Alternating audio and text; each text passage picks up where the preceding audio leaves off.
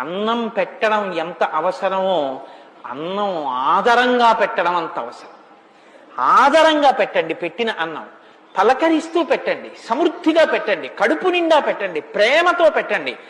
మనం పెడుతున్నాం వాళ్ళు తింటున్నారని వాళ్ళ మనసు గాయపడి చిన్నపుచ్చుకునేటట్టు అన్నం వడ్డించకండి.